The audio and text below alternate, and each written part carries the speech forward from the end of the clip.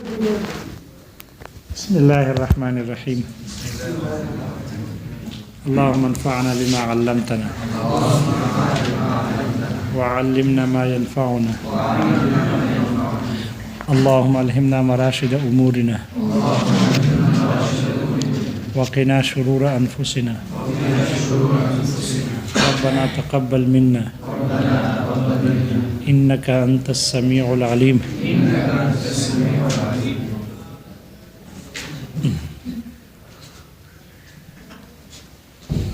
شیخ العجوز ہر وقت دیر سے آتے ہیں کیوں؟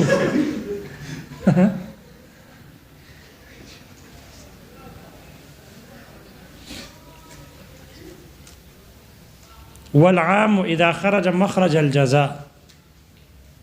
وجوہ فاسدہ میں سے ہے وجہ خامس.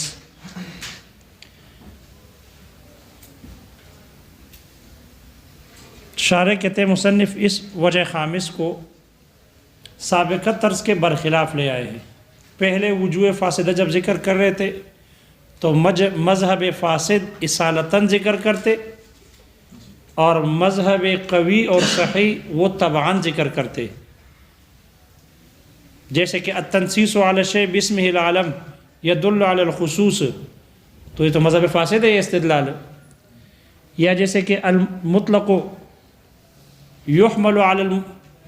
المطلق محمول علی المقید، تو یہ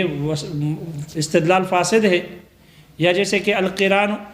ان القران فی النظم یوجب بحرف الواو یوجب القران فی الحکم، یہ وجہ فاسد ہے، استدلال فاسد ہے. تو جو مذہب فاسد ہوتا اس کو اصالتاً ذکر کرتے اور مذہب صحیح تبعاً ذکر کرتے. اور یہاں پر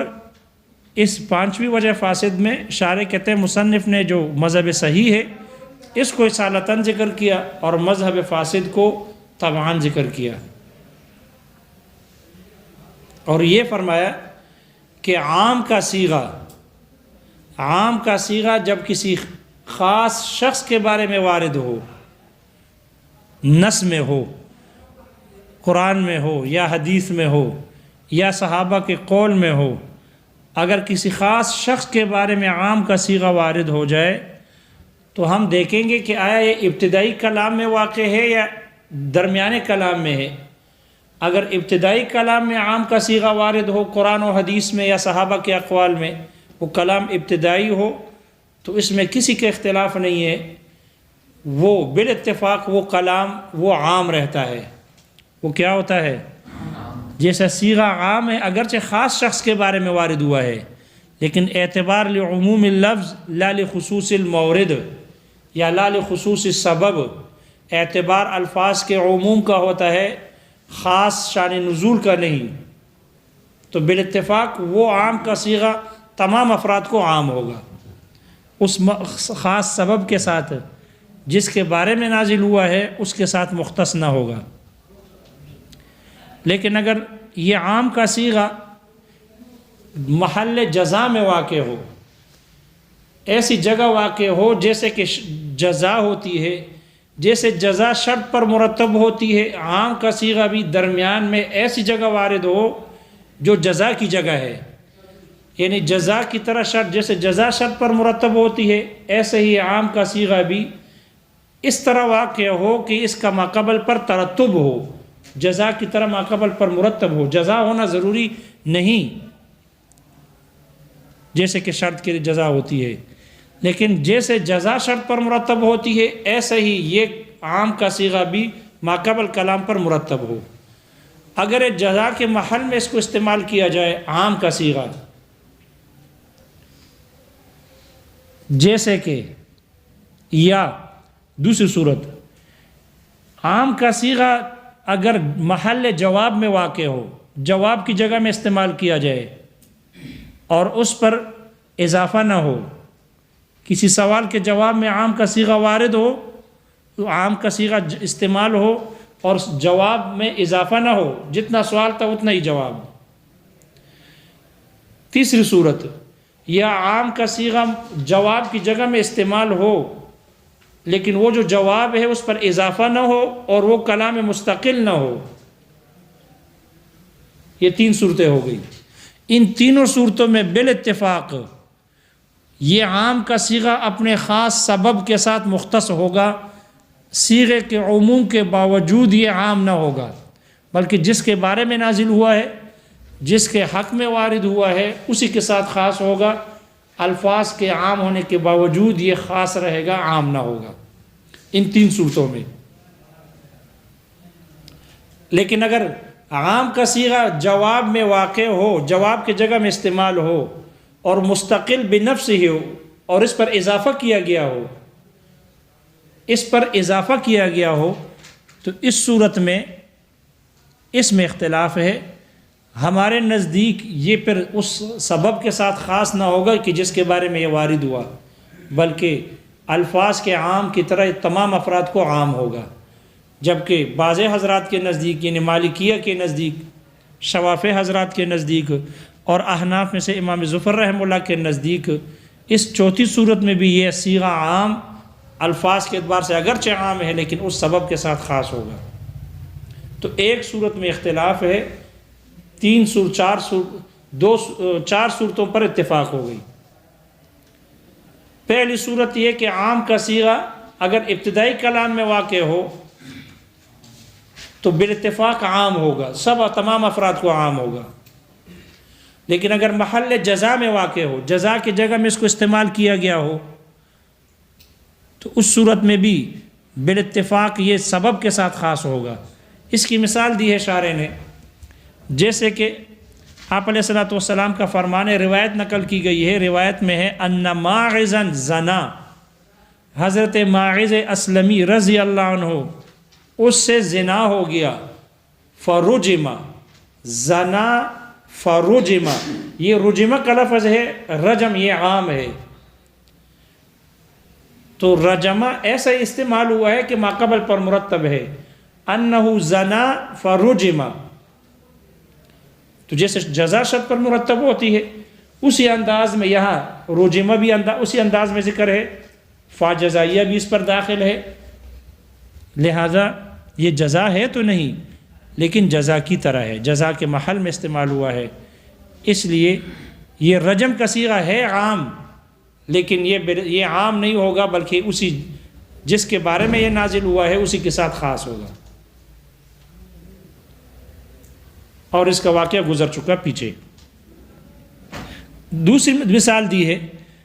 یا سہا رسول اللہ صلی اللہ علیہ وسلم فسجد، آپ علیہ الصلوۃ والسلام سے نماز میں سہو ہو گئی،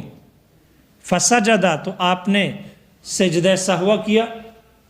تو وہ سہا رسول اللہ صلی اللہ علیہ وسلم فسجد، تو یہ فسجد بھی سہا پر مرتب ہے، یہ جزا تو نہیں ہے لیکن یہ سجدہ عام ہے اور جزا ہی کے طرز طریقے پر استعمال ہوا، لہذا جو عام کا صیغہ جزا کی جگہ میں استعمال ہو اس طور پر کہ ماقبل پر مرتب ہو جزا کے ترتب کی طرح، تو پھر یہ صیغہ عموم کے باوجود یہ عام نہ ہوگا بلکہ اس سبب ہی کے ساتھ خاص ہوگا۔ تو یہ سجدہ صیغہ عام ہے لیکن یہاں صرف سہو کے ساتھ خاص ہے، سہو کے ساتھ،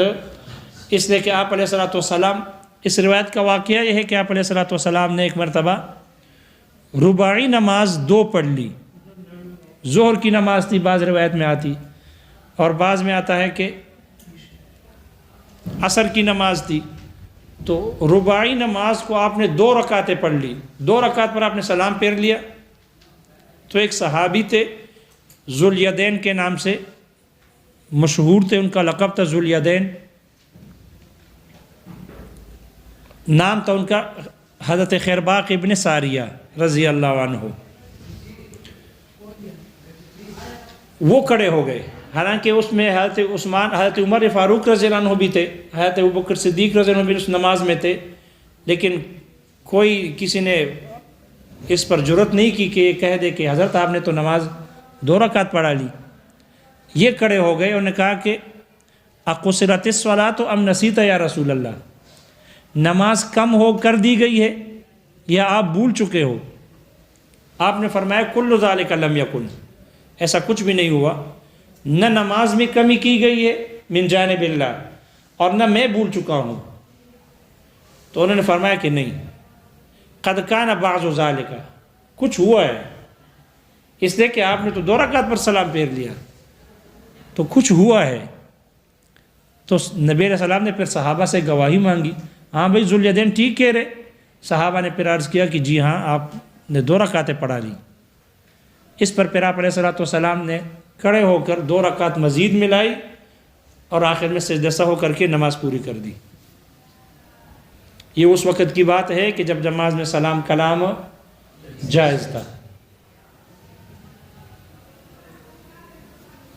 پھر بعد میں سلام کلام منع ہو گیا، وقوموا للہ قانتین سے، اور ایک دوسری روایت بھی ہے ان سے بھی پھر نماز میں سلام کلام ختم ہو گیا۔ یہ ہے سہا رسول اللہ صلی اللہ علیہ وسلم فسجدہ۔ تو یہ سجدہ کا صیغہ اگرچہ عام ہے لیکن محل جزا میں ہے، اس لیے محل جزا میں اس کو استعمال کیا گیا، اس لیے یہ ماقبل پر مرتب ہے، عام ہونے کے باوجود عام نہ ہوگا بلکہ خاص ہے۔ تو جیسے رجم عام ہے، ہر رجم کا احتمال رکھتا ہے، ہر رجم کی صلاحیت رکھتا ہے، ایسا ہی سجدے بھی عام ہے، ہر سجدے کی صلاحیت رکھتی ہے۔ سجدہ چاہے سہو کا ہو، یا سجدہ چاہے تلاوت کا ہو، یا سجدہ چاہے شکر کا ہو، ہر سجدہ نماز کا ہو، سب کو سجدہ کہتے ہیں۔ رجم عام ہے، چاہے زنا کی وجہ سے ہو، محسن ہو اور زنا کر لے اس میں بھی رجم ہے، اور یا مرتد ہو جائے اس کو رجم کر لے اس میں بھی رجم ہے، یا سیاستاً کرے اس میں بھی رجم ہے۔ تو ہر رجم کا احتمال اس میں صلاحیت ہے، اس لیے صیغہ عام ہے لیکن محل جزا میں استعمال کیا گیا، اس لیے یہ عام نہ ہوگا بلکہ کیا ہوگا، بالاتفاق خاص ہوگا۔ دوسری صورت کہ اگر عام کا صیغہ محل جواب میں ذکر ہو اور اس پر اضافہ نہ ہو، اس کی مثال جیسے شارح نے اس کی مثال دی ہے کہ اگر کوئی آدمی دوسرے کو کانے کی طرف بلائے، تعال تغدى معي، آؤ میرے ساتھ کانا کھاؤ، اس آدمی نے کہا ان تغدیت فعبدی حر، ان تغدیت، دیکھو ان تغدیت، انہیں کہا تعال تغدى کھاؤ میرے ساتھ کانا کھاؤ، ان نے کہا ان تغدیت فعبدی حر، اگر میں نے کھانا کھایا تو میرا غلام آزاد ہے۔ تو ان تغدیت یہ لفظ عام ہے، صیغہ عام کا ہے، اور سوال کے جواب میں آ گیا، لہذا سوال پہ اس میں اضافہ نہیں ہے، جتنا سوال تھا اتنا ہی جواب، اضافہ نہیں ہے۔ لہذا الفاظ کے عموم کا تقاضا تو یہ کہ جب بھی کھانا کھائے، جس کے ساتھ بھی کھانا کھائے، وہی کھانا کھائے جس کی طرف دعوت دی گئی، یا کسی اور کے ساتھ کھانا ہو وہ کھائے، یا انفرادی گھر میں کھائے۔ الفاظ کے عموم کا تقاضا تو یہ ہے کہ حانس ہو جائے کھانا کھانے سے اور غلام آزاد ہو، لیکن بالاتفاق یہ صیغہ عام ہونے کے باوجود اسی کھانے کے ساتھ خاص ہوگا کہ جس کی طرف ان کو دعوت دی گئی۔ یا جواب دے لیکن جواب کے مقدار پر اضافہ نہ ہو، اور یہ مستقل بھی نہ ہو، جو جواب دے وہ مستقل نہ ہو، کلام تام نہ ہو، کلام ناقص ہو۔ جیسے اس نے کہہ دیا تعال تغدم، یہ اس نے کہا، ایک آدمی دوسرے سے کہے الیس لی علیک الف درہم، کیا میرے آپ کے اوپر 1000 درہم نہیں ہے؟ اس نے کہا بلا، صرف بلا۔ تو یہ بلا لفظاً عام ہے لیکن یہاں جواب میں آ گیا اور یہ مستقل نہیں ہے، کلام مفید نہیں ہے، مرکب ناقص ہے، اس لیے یہ اپنے سبب کے ساتھ خاص ہوگا، جس کے بارے میں جواب سوال کے جواب میں آیا ہے اسی کے ساتھ خاص ہے۔ یا اس نے کہا اکان لی علیک الف درہم، کیا میرے آپ کے اوپر 1000 درہم ہے یا 1000 درہم تھے؟ اس نے کہا نعم، بس صرف نعم سے جواب دے۔ تو جیسے بلا لفظاً عام ہے، نعم بھی عام ہے، لیکن سوال کے جواب میں آ گیا اور سوال پر کوئی اضافہ نہیں ہے، اور یہ مستقل بنفس ہی نہیں ہے، اس لیے یہ بلا اور نعم دونوں اپنے سبب ہی کے ساتھ خاص ہوں گے اور عام نہ ہوں گے۔ لہذا جس کا انہوں نے ایک جواب دے دیا وہی 1000 ہوں گے اور نہیں ہوں گے۔ لیکن اگر یہ کہہ دے یہ مخاطب یہ کہے اس کو کہ لکا علیہ، نعم لکا علیہ 1000 درہم، آپ کے میرے اوپر 1000 ہے، اگر اس طرح اضافہ کر کے ذکر کر دے تو پھر یہ ابتدائی اقرار ہوگا، اور یہ ہمارے شارح کہتے ہیں ہماری بحث سے خارج ہے۔ ہماری بحث اس اقرار میں ہے کہ جو سوال کے جواب میں ہو۔ تو ان تینوں صورتوں میں یہ عام کا صیغہ عام نہ رہے گا، بلکہ اپنے خاص جس کے جواب میں آیا ہے، جس سبب کے بارے میں آیا ہے، اسی کے ساتھ خاص ہوگا اور عام نہ ہوگا بالاتفاق۔ یہ ابتدائی کلام کا احتمال نہیں رکھتا۔ لیکن اگر جواب پر اضافہ کر کے کہے، وہ کہے تعالی تغدى معی، اور اس نے کہا ان تغدیت اليوم فعبدی حر، تو یہاں جواب میں اس نے اضافہ کر دیا الیوم کا، لہذا جب جواب کی مقدار بڑھ گئی تو اب یہ سبب کے ساتھ خاص ہوگا یا نہیں ہوگا، اس میں اختلاف ہے۔ امام مالک، امام شافعی اور احناف میں سے امام ظفر رحمہم اللہ، یہ حضرات فرماتے ہیں کہ اب بھی یہ جواب اس سوال کے ساتھ خاص ہے، اس لیے صیغہ عام ہونے کے باوجود یہ سبب کے ساتھ خاص ہوگا اور عام نہ ہوگا۔ اس لیے ان کے نزدیک یہ الیوم کا اضافہ جو ہے یہ لغو ہو جائے گا، جبکہ ہمارے نزدیک اس لیے جب ان کے نزدیک یہ خاص ہے تو جس کانے کی طرف اس کو دعوت دی گئی ہے، اگر وہ کانا کہے گا تو حانس، اگر دوسرے کے پاس کانا کہے یا اپنے گھر میں کانا کہے تو اس سے حانس نہیں ہوگا۔ جبکہ ہمارے نزدیک ہم کہتے ہیں کہ اس میں ایک الیوم کی قید کی زیادتی ہے، الیوم کا اضافہ آ گیا۔ اگر ہم اس کو عام نہیں بنائیں گے اور سبب کے ساتھ خاص ہی رکھیں گے تو پھر الیوم کا اضافہ لغو ہو جائے گا، اور یہ جو اضافہ ہے اس کا لغو کرنا درست نہیں۔ اس لیے ہمارے نزدیک یہ اس سبب کے ساتھ خاص نہ ہوگا، بلکہ جہاں کہیں بھی جس وقت بھی کانا کہے گا، جس کانے کی طرف دعوت دی گئی وہ کانا کہے گا، یا کسی اور کے پاس کانا ہو وہ کہے گا، یا اپنے گھر میں انفرادی علیحدہ کانا کہے گا، جب بھی کانا کہے گا، جس وقت کانا کہے گا الیوم آج، تو حانس ہو جائے گا اور غلام آزاد ہو جائے گا۔ کیونکہ اگر اس طرح نہیں کریں گے تو پھر الیوم کا جو اضافہ کیا گیا ہے اس قید کا لغو کرنا لازم آئے گا، تو اس کو لغو سے بچانے کے لیے اس کو عام رکھا جائے گا۔ البتہ یہاں اشکال ہے، شارح کہتے ہیں کہ مصنف نے ان صیغوں کو عام کہا ہے، زنا ماعز فرجما، رجم کو عام بنا دیا گیا، سہا رسول اللہ صلی اللہ علیہ وسلم فسجدہ، تو اس سجدہ کو عام بنایا گیا۔ اسی طرح نعم اور بلا کو عام بنایا گیا، تو حالانکہ تو عام کے صیغے نہیں ہیں، تو پھر اس پر عام کا اطلاق کیسے کیا، اس کو کیسے عام کہا؟ تو شارح اس کے بارے میں کہتے ہیں کہ ان صیغوں پر عام کا اطلاق کرنا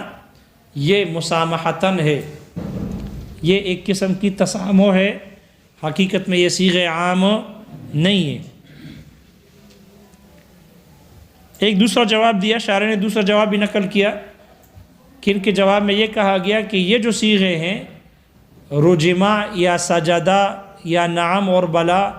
یہ صیغے جن واقعات کے بارے میں آئے ہیں، جن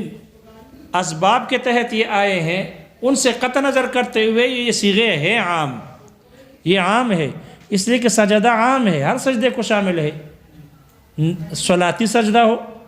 یا تلاوت کا سجدہ ہو یا سہو کا سجدہ ہو یا سجدہ شکر ہو، سب کو عام ہے۔ رجم عام ہے، زنا محسن کے زنا کی وجہ سے ہو یا ارتداد کی وجہ سے ہو، رجم عام ہے۔ اسی طرح یہ جو مال کا اقرار کیا تو یہ بھی عام ہے، چاہے جس مال کا اقرار کیا ہے اسی کے جن سے ہو یا اس کے جن سے نہ ہو، یہ بھی عام ہے۔ اسی طرح ان تغدے تو اگر میں نے کانا کھایا تو یہ بھی عام ہے، جس کانے کی طرف دعوت دی گئی ہے چاہے وہ کانا ہو یا اس کے علاوہ کانا ہو، سب کا احتمال اس میں ہے، اس لیے عام ہے، فی نفسہ ہی یہ صیغے عام ہے، لہذا اس پر عام کا اطلاق کرنا تسامحاً نہیں ہے بلکہ درست ہے۔ دوسرا یہ جواب دیا گیا کہ یہاں عام سے مراد مطلق مراد لیا گیا، اصطلاحی عام مراد نہیں ہے، اور یہی امام شافعی رحمہ اللہ کی بھی رائے ہے کہ یہاں اس صیغوں پر جو عام کا اطلاق کیا گیا ہے اس سے مراد عام اصطلاحی عام نہیں بلکہ مطلق مراد ہے۔ شارح کہتے ہیں فتأمل، اس میں کیا کرو؟ غور کرو۔ محشی کہتے ہیں شارح نے جو فتأمل کہہ دیا اس سے ایک تیسرے جواب کی طرف اشارہ ہے، اور وہ تیسرا جواب یہ ہے کہ یہاں یہ صیغے کو جو کہا گیا ہے کہ عام، تو اس کو عام جو کہا گیا ہے اس سے مراد یہ ہے کہ خاص العین نہ ہو۔ اب چاہے مطلق ہو جیسے فعل ہوتا ہے اور چاہے اصطلاحی عام ہو، دونوں کو شامل ہے۔ اصطلاحی عام بھی ہو سکتا ہے اور مطلق بھی ہو سکتا ہے، لیکن اس عام سے مراد ان کو جو عام کہا گیا ہے یہ ہے کہ خاص العین نہ ہو۔ استدلال فاسد سمجھ میں آ گیا بھائی؟ پانچویں وجہ فاسد ہے، چھٹی وجہ فاسد ہے، جو کلام مدح کے طور پر ذکر ہو یا جو کلام مذمت کے طور پر ذکر ہو، وہ اگرچہ لفظ عام ہو لیکن وہ عام نہیں ہوگا بلکہ اسی کے ساتھ خاص ہوگا، اس میں عموم نہیں ہوگا۔ شارح کہتے ہیں یہ بعض حضرات کے نزدیک ہے، بعض فقہا اس کے قائل ہے کہ جو عام کا صیغہ بطور مدح کے ذکر ہو یا بطور مذمت ہوگا تو وہ جس کی مذمت کے بارے میں وارد ہوا ہے یا جس کی مدح میں آیا ہے اسی کے ساتھ خاص ہے، عام نہیں ہوگا۔ تو پھر دوسرے افراد کے لیے بطور مدح کے پھر کیا کریں گے؟ وہ کہتے ہیں دوسرے افراد کے لیے وہ مدح والا صیغہ بطور قیاس کے ثابت کریں گے یا بطریقے دلالت النص کے ثابت کریں گے یا اور طریقے استدلال سے کریں گے، لیکن یہ صیغہ تمام افراد کو عام نہ ہوگا۔ یا مذمت کا صیغہ ہے تو دوسروں کے لیے بطور قیاس یا بطور دلالت النص ثابت کیا جائے گا۔ یہ عام مذمت کا صیغہ سب افراد کو عام نہیں ہوگا بلکہ جس کی مذمت کی گئی ہے اسی کے بارے میں خاص ہے۔ جیسے کہ اللہ تعالیٰ کا فرمان ہے ان الابرار لفی نعیم، نیک لوگ جنت میں ہوں گے۔ ابرار تو یہ جس کے بارے میں وارد ہوا ہے اس سے مراد، ابرار تو عام ہے، جمع کا صیغہ ہے، ہر نیکوکار کو شامل ہے، لیکن ان بعض حضرات فقہا کے نزدیک یہ صیغہ عام ہونے کے باوجود عام نہ ہوگا بلکہ خاص ہوگا۔ جس کے بارے میں وارد ہوا ہے صرف وہی مراد ہے، دوسرے نیکوکار جنت میں ہیں، ان کے استدلال ہم ان کو قیاس کریں گے اس پر یا ان کے لیے دلالت النص کے طور پر حکم ثابت کریں گے، لیکن وہ اس میں داخل نہیں۔ اسی طرح وَإِنَّ الْفُجَّارَ لَفِي جَحِيمٍ، بدکار آدمی، فاجر آدمی وہ جہنم میں ہے، تو یہ جس کے بارے میں وارد ہوا ہے صرف وہی مراد ہے، ہر ایک اس میں داخل نہیں۔ دوسروں کے حال پر اس سے استدلال کیا جائے گا قیاس کے ذریعے سے یا دلالت النص کے ذریعے سے۔ ہم کہتے ہیں یہ طریقہ استدلال فاسد ہے، اس لیے کہ جب صیغہ عام ہے، جمع کا ہے، عام ہے، اس کو وضع کیا گیا عموم کے لیے، تو پھر اس سے عموم ہی مراد ہوگا اور سب کو عام ہوگا۔ اس لیے کہ مدح پر دلالت کرنا یا مذمت پر دلالت کرنا یہ اس کے عموم کے منافی نہیں ہے، لہذا اس کے مدح کے طور پر ہونے یا مذمت کے طور پر ہونے کے باوجود چونکہ یہ عموم کے منافی نہیں ہے تو عموم مراد ہوگی اور سب کو یہ صیغہ عام ہوگا، سب کو یہ صیغہ کیا ہوگا؟ عام ہوگا۔ اس لیے کہ لغت میں اس لفظ کو جب عموم کے لیے وضع کیا گیا ہے تو عموم اس کے حقیقی معنی ہے، اور لفظ کے حقیقی معنی کو بغیر قرینہ صارفہ کو حقیقت سے نہیں ہٹایا جا سکتا، لہذا جب تک کوئی قرینہ صارفہ نہ پائی جائے لفظ حقیقی معنی ہی پر عمل ہوگا، مجاز کی طرف رجوع نہ کیا جائے گا، اور یہاں کوئی قرینہ صارفہ ہے نہیں عموم کا معنی مراد نہ لینے کے لیے، اس لیے یہاں عموم ہی مراد ہوگا جب تک کہ کوئی قرینہ صارفہ نہ پایا جائے۔ شارح کہتے ہیں یہی وجہ ہے کہ ہمارے نزدیک عموم سے استدلال کرنا درست ہے، یہی وجہ ہے کہ ہم استدلال کرتے ہیں اللہ تعالیٰ کے فرمان والذین یکنزون الذہب والفضة، آگے کیا ہے، ولا ينفقونها فی سبیل اللہ فبشرہم بعذاب علیم۔ یہ آیت ہے، اس آیت میں ہے والذین یکنزون الذہب والفضة، جو لوگ سونا چاندی کا ذخیرہ کرتے ہیں اور اس کو اللہ کے راہ میں خرچ نہیں کرتے تو ان کو خوشخبری سناؤ عذاب کی، اور وَلَهُمْ، ان کو دردناک عذاب کی خوشخبری سناؤ۔ اس سے چونکہ ہمارے نزدیک عموم سے استدلال کرنا درست ہے، اس لیے ہم کہتے ہیں وَالَّذِينَ يَكْنِزُونَ الذَّهَبَ وَالْفِضَّةَ، یہ عام ہے، جو بھی سونا چاندی کو ذخیرہ کرتے ہیں، جمع کرتے ہیں، خرچ نہیں کرتے، وَلَا يُنْفِقُونَهَا، یعنی زکوٰۃ نہیں نکالتے، تو ان کے لیے یہ وعید ہے اس آیت میں۔ اس سے استدلال کر کے احناف حضرات کہتے ہیں کہ عورتوں کے زیورات میں زکوٰۃ واجب ہے، عورتوں کے زیورات میں زکوٰۃ واجب ہے، اس لیے کہ وہ بھی سونا چاندی رکھتے ہیں اور زکوٰۃ ادا نہیں کرتے تو وعید میں داخل ہے۔ اگرچہ یہ آیت شارح کہتے ہیں آیت کسی خاص قوم کے بارے میں وارد ہوئی ہے، نازل ہوئی ہے، کہ جو لوگ سونا چاندی جمع کرتے تھے اور زکوٰۃ نہیں نکالتے تھے ان کے بارے میں آئی ہے، لیکن الفاظ العموم کا ہے، اعتبار الفاظ کے عموم کا ہے، خاص شان نزول کا نہیں ہوتا، اس لیے استدلال کرنا درست ہے اور عورتوں کے زیورات میں زکوٰۃ واجب ہے۔ البتہ یہاں اشکال ہے، اشکال یہ ہے کہ یہ صیغہ تو مذکر کا ہے، والذین یکنزون، یہ تو مذکر کا صیغہ ہے، اور آپ مسئلہ نکال رہے ہو، استدلال کرتے ہو عورتوں کے زکوٰۃ پر، تو صیغہ تو مذکر کا استعمال ہوا ہے، عورتوں کا استدلال کرنا کیسے درست ہے؟ تو اس کا جواب دیا ہے کہ یہاں یہ مذکر کا صیغہ عورتوں کو شامل ہے، تغلیباً عورتیں بھی اس میں داخل ہے۔